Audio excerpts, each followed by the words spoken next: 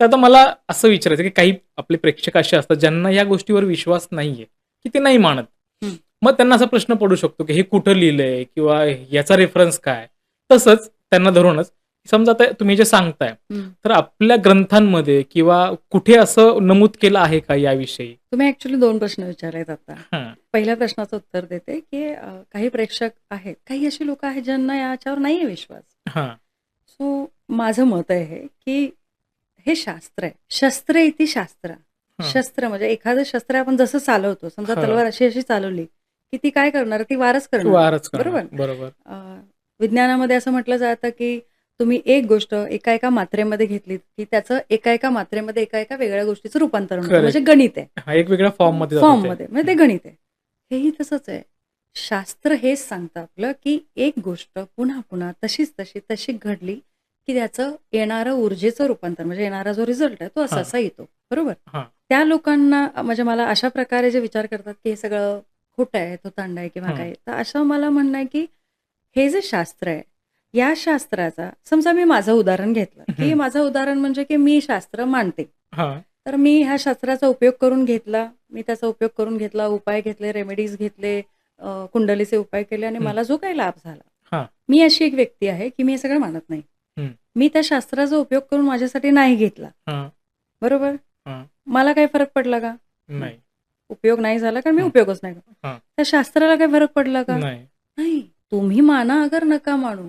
तुम्ही मानलत, तुम्हाला नक्की फरक पडणार आहे. ओके. तुम्ही नाही मानलं, शास्त्राला काहीही फरक पडत नाही. कारण करेक्ट. हे शास्त्र तुमच्या आमच्यासाठी आत्ता नाही बनवलंय. हे आज लिहिलेलं हां. नाहीये. याला 5,000 वर्षांची परंपरा आहे. हं. म्हणजे तुम्ही जसं विचारलत, की मी ग्रंथाचं म्हणजे मयमथम, मानसार आणि विश्वकर्मा प्रकाश या 3 ग्रंथांच्या बेसवर मी हे सगळं बोलते. ओके, म्हणजे मी सांगू तुम्हाला तर गेली 15 वर्ष वाचतेच आहे. मी अजून शिकतेच आहे. ओके. 5-10% पण अजून शिकली नाहीये. ओह! त्याचे इतके सुंदर रिझल्ट येतायत. म्हणजे आपल्याकडे प्रत्येक एका पायरीवरच्या गोष्टींवर प्रत्येकाचा संदर्भ दिलेला आहे. ओके. आणि त्या संदर्भाची आपण आपल्या आयुष्यासाठी जर उपयोग करून घेतला, तर रिझल्ट नक्की येतात. त्याच्यामुळे ओके. आता मयमतम ग्रंथाबद्दल बोलायला झालं, मी मागे पण म्हटलंय, हं. की मयमतम हा ग्रंथ मयासुराने लिहिलाय. ओके. मयासूर म्हणजे असुर हे तर असुर. त्याच्यात क्लिअर झालं. करेक्ट. कोण होते हे? मंदोदरी, रावणांची पत्नी हं. मंदोदरी यांचे पिता होते ते. ओके. ज्यांनी हा ग्रंथ लिहिलाय, ज्यावेळेस लंका बनवली त्यावेळेस. ओह!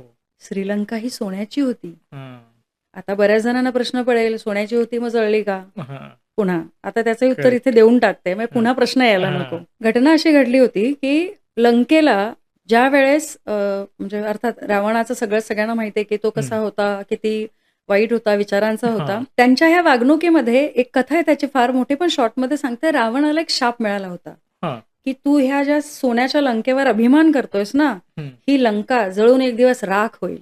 सोनं जळून राख होतं का हो? पण ती राख झाली शापामुळे.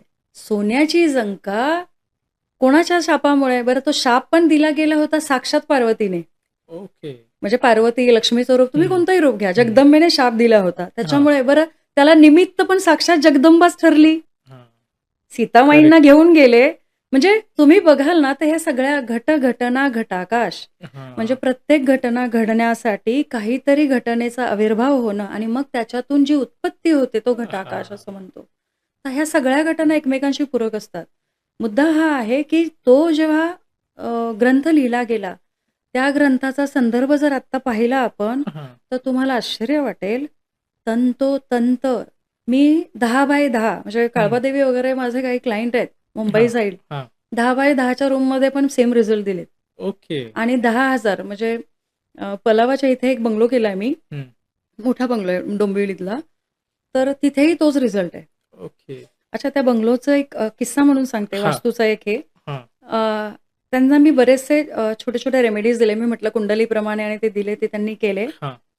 पण त्यांचं ना गेट अपूर्ण होतं आणि मी ओके. त्यांना फार प्रकर्षाने सांगितलं, की काहीही उपाय करायच्या अगोदर तुम्ही हे गेट करा, गेट करा. हां. पण हां, मॅडम आपण करूया, असं करूया. बरेचसे उपाय त्यांनी हं. केले आणि नेमका उंबऱ्याचा उपाय करायचा होता आणि त्यांचं जे पदमंडलामध्ये ज्या उंबरा येत होता, हं. तो उंबऱ्याचा उपाय होऊच देणार नाही असा माझा कयास होता. म्हणजे ओके. डिले करेल फार. ओके. तुम्हाला आश्चर्य वाटेल त्याने बाकी सगळे उपाय केले. उंबरठा आणि बाकी वास्तूच्या नंतरचे जे फार प्रभावी हं. उपाय आहेत, ते त्यांच्याकडनं झालेले नाहीत अजूनही. ओह! बाकीचे सगळे उपाय करतात. कन्सल्टिंग चालू आहे, सगळं चालू आहे, हं. सगळं चालू आहे.